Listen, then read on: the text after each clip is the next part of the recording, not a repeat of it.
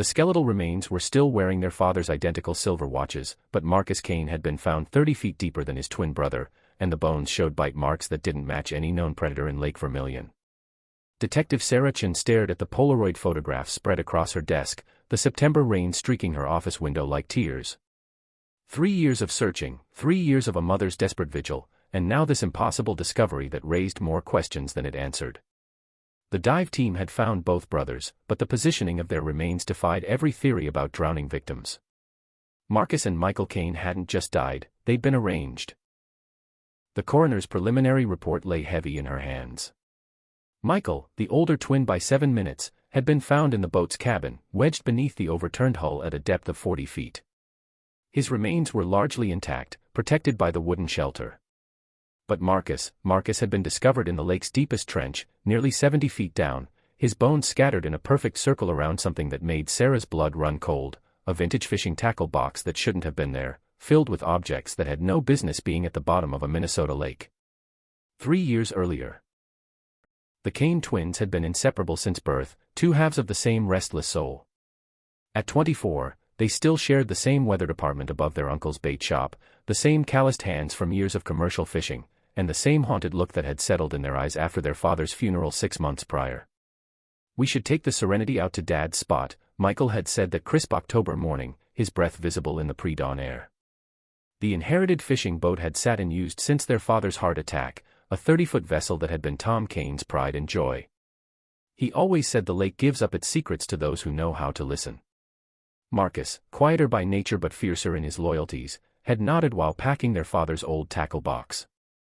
Neither brother spoke about what they'd found hidden in Tom's belongings the week before, the leather journal filled with sketches of strange symbols, the newspaper clippings about disappearances dating back 40 years, or the letter addressed to them both, sealed with wax and marked, "Open only if I don't return." They'd burned the letter unopened. Some secrets, they'd agreed, were meant to stay buried. But the tackle box had called to them, its brass latches tarnished with age and something else, something that looked like dried blood. Tom had kept it locked in the basement, wrapped in canvas and tied with rope, as if he'd been trying to keep something in rather than out. Melissa Kane, their mother, had watched them load the boat that morning from her kitchen window, coffee growing cold in her trembling hands. She'd begged them not to go, claimed she'd had terrible dreams about dark water and reaching hands. But the twins had inherited their father's stubborn streak along with his boat, and they'd kissed her goodbye with promises to return by sunset. She was still waiting by that window when the Coast Guard called 3 days later. Present day.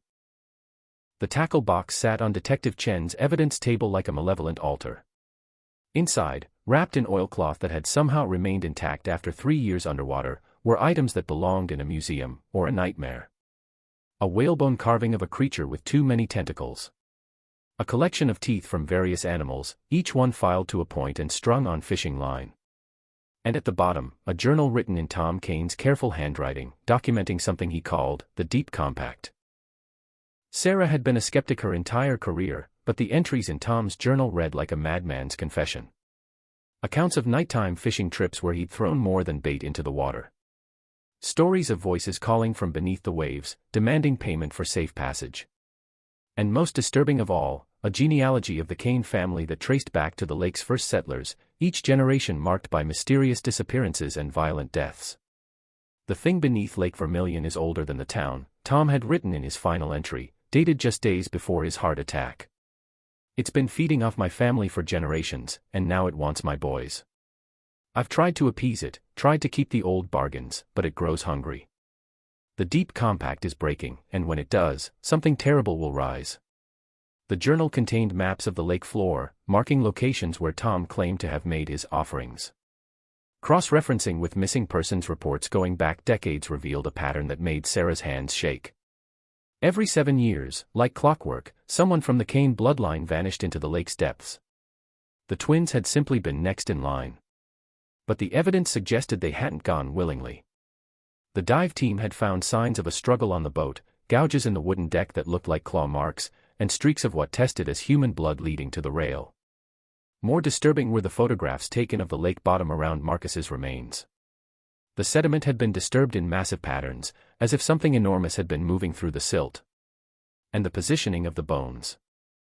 They form a summoning circle, whispered Dr. Elena Vasquez, the forensic anthropologist brought in to examine the remains. I've seen similar arrangements in my research on pre-Columbian burial sites. This wasn't random scattering, this was deliberate placement. The bite marks on Marcus's femur had been analyzed by marine biologists from 3 different universities. The consensus was unanimous and impossible. The tooth patterns matched no known species, but the depth and spacing suggested a creature with a jaw span of at least 8 feet. Nothing that large lived in Lake Vermillion. Nothing that anyone had ever documented, anyway. The survivor's account. The breakthrough came when Sarah decided to interview Melissa Kane again, this time pressing harder about her late husband's activities. The grief-stricken mother had been hiding something. Sarah could see it in the way her eyes darted away whenever Tom's name was mentioned. He wasn't the first, Melissa finally admitted, her voice barely above a whisper. The fishing trips, the nighttime rituals, his father did the same thing, and his grandfather before him. They called it maintaining the balance. She led Sarah to the basement of the Kane house, to a room that had been boarded up since Tom's death. Behind the makeshift wall was a shrine of sorts, dozens of photographs of Kane family members stretching back to the 1800s, each one marked with a date and the word taken. At the center of the display was a daguerreotype of a man who looked identical to the twins, dated 1923. That's Thomas Kane, the boy's great-great-grandfather, Melissa explained.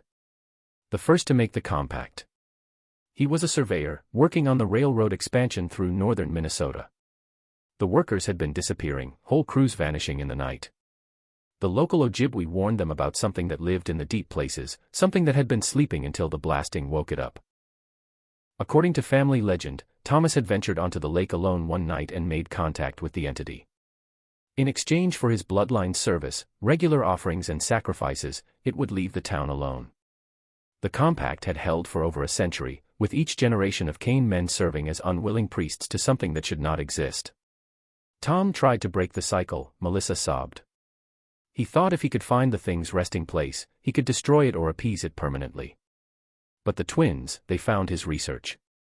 They went out there to finish what their father started. The final piece of evidence came from an unexpected source. A fisherman named Billy Hendricks had been drunk the night the twins disappeared, passed out in his boat about a mile from where the Serenity was found. His alcohol-soaked testimony had been dismissed 3 years ago, but now Sarah listened with new ears. I heard the singing, Billy insisted, his hands shaking as he demonstrated the haunting melody. Came from deep under the water, like a choir of the drowned. And the water. Jesus, the water started glowing this sick green color. Then I saw something rise up, something big as a house, with eyes like car headlights. The Kane boys were standing on their boat, and they were singing back. The final revelation. The truth, when Sarah finally pieced it together, was more horrifying than any monster story. The twins hadn't been victims, they'd been willing participants. The second journal, found sealed in a waterproof container aboard the Serenity, was written in Michael's handwriting and told the real story of their final night. They'd gone to the lake to confront the entity, but not to destroy it. They'd planned to complete the ritual their father had started, to offer themselves as the ultimate sacrifice in exchange for their family's freedom. The tackle box had contained the tools for their own destruction, the carved totems, the blessed knives, the incantations written in their great-great-grandfather's blood. But something had gone wrong. The entity had accepted Marcus's sacrifice, dragging him into the depths to join the circle of bones that marked its territory. Michael, however, had fought back at the last moment, choosing to hide in the boat's cabin rather than surrender to the deep. His cowardice, or perhaps his love of life, had broken the ritual. The compact remained intact, hungrier than ever. 3 months later. Sarah stood on the dock where the Kane family had kept their boats for over a century, watching the morning mist rise from Lake Vermillion's still surface. The case was officially closed, filed under accidental drowning, but she knew better. The evidence had been too strange, too impossible for the official report. Some truths were too dangerous for public consumption. The lake had been quiet since the discovery of the remains. Too quiet. Local fishermen reported empty nets and an absence of the fish that had made Vermilion famous. The water temperature had dropped 3 degrees below seasonal norms, and a persistent fog now clung to the surface even on the clearest days. In her pocket, Sarah carried a letter that had arrived at her office with no return address. The handwriting was Michael Kane's, but the postmark was dated 2 weeks after his remains had been found. The compact is broken, but the debt remains. It waits in the deep places, growing stronger with each passing day. 7 years until the next offering is due, 7 years until it rises again. Tell my mother I'm sorry, but some traditions die hard. The Kane blood runs deep, and the lake remembers. Attached to the letter was a single photograph, a young woman with the Kane family's distinctive green eyes, fishing alone from a small boat in the early morning light.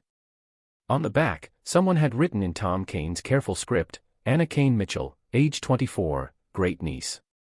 Last of the line. As Sarah walked back to her car, she didn't notice the ripples spreading across the lake's surface, moving against the wind. She didn't see the shadow that passed beneath the water, vast and patient and hungry. But she felt the weight of the unopened letter in her other pocket, the one addressed to Anna Mitchell, warning her about an inheritance she didn't know she'd received. Some debts, Sarah had learned, passed from generation to generation. And in the depths of Lake Vermillion, something ancient stirred in its sleep, counting down the days until the next payment came due. The Kane family story was far from over. It was simply waiting for the next chapter to begin.